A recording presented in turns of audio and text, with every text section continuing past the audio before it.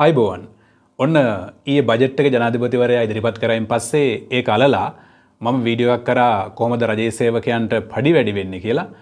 එතකොට ඒ හා සම්බන්ධව ගත්තෙන් පස්සේ ගොඩක් කට්ටිය ඒකට ප්‍රචාර දක්වලා තිබුණා. ගොඩක් කට්ටිය නරඹමින් ඉන්නවා මේ මොහොතේ විශාල ප්‍රමාණයක් නරඹමින් ඉන්නවා.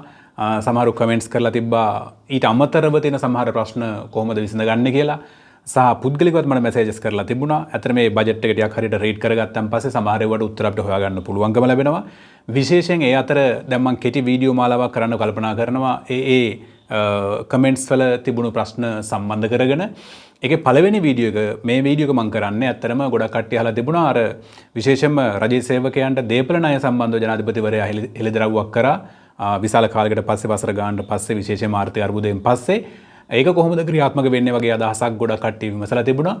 ඒකේ ජනාධිපතිතුමාගේ බජට් එකේ එතුමා කිව්වේ මීට පස්සෙත් මීට කලින් තිබුණ ඇත්තටම මීට මේ ආර්ථික අර්බුදයට කලින් වසර ගණනාවකට කලින් සාමාන්‍ය රජයේ සේවකයෝ දන්න ඒ කට්ටියන්ට විශේෂ වරප්‍රසාදයක් තිබුණා දේපල ණය ලබා ගනිද්දී 4% වගේ තමයි ආරම්භයේ තිබුණේ 4% වගේ දේපල ණයක් ගන්න පුළුවන්කම ලැබුණා 4% පොලියකට මම හිතන්නේ එතකොට 4%යි රජයේ සේවකයන් කැපෙන්නේ ඊටු ටික මම හිතන්නේ ආණ්ඩුව බැර කරා.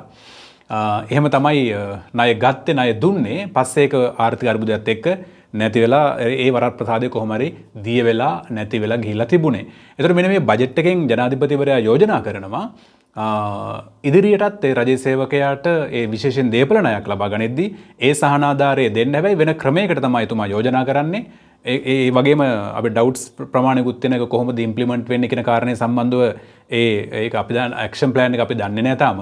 කොහොම හරි එතුමාගේ බජට් එකේ යෝජනාව තියෙන්නේ රජයේ සේවකයෙක් ලෝන් එකක් ගන්න ගියොත් ඒ ලෝන් එකේ බැංකුව ඔහුට ලබා දෙන පොලි අනුපාතයෙන් 4% ආණ්ඩුව ගෙවන්න සූදානමක් තියෙනවා කියලා තමයි ජනාධිපතිවරයාගේ කතාවෙන් පිළිඹු වෙන්නේ, නිරාවරණය වෙන්නේ.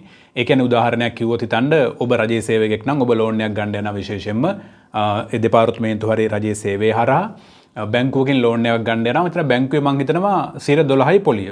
ඔබට දේපල ණය දෙන්නේ 12%ක පොලියකට. එහෙම වුණොත් ඒ 12%න් 4%ක් තමයි ආණ්ඩුව ගෙවනවා. ඒතර 8% ඔබට ගෙවා ගන්න වෙනවා. අන්න ඒ වගේ අදහසක් තමයි මේ බජට් එකෙන් ජනාධිපතිවරයා රජයේ සේවකයන්ගේ දේපල ණය සම්බන්ධව කරපු කතාවේ පොඩි කතාවේ මතුවෙන්නේ. ඔබ 10%ක පොලියට නම් ඔබට 10%ක පොලියකට නම් දේපල ණය බැංකුව ලබා දෙන එක මොන බැංකුවක් වුණත් ඒ 10%න් 4% ආණ්ඩුව දරා ගන්නවා.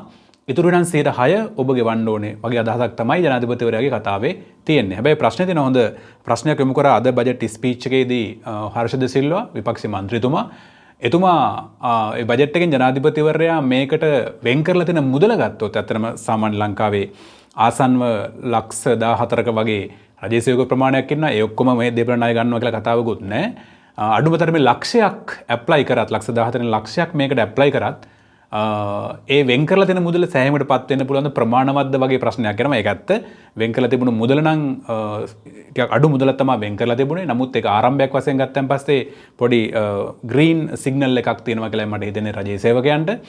ඒ නිසා මීට පස්සේ රජයේ සේවකයෙක් ඔබ 2026 ආපදා ලෝන් එකක් නෙමෙයි රජයේ විශේෂයෙන්ම රජයේ සේවකයෙක් මොන ලෝන් එකක්ද දේපල ලෝන් එකක් නේ ප්‍රොපර්ටි ලෝන් එකක් දේපල ණයක් ගන්න යනවා නම් එහෙම ගත්තන් පස්සේ ඔබට බැංකුවත් සමග සාකච්ඡා කරලා දෙපාර්තමේන්තුව හරහා ගැනීමක් කරනවා නම් බැංකුව වෙළඳපොළ තත්ත්වයන් කන්සිඩර් කරලා දෙන පොලි අනුපාතයෙන් 4% අඩු කරනවා. ඒකෙත් විශේෂ කොන්දේසියක් පනවනවා.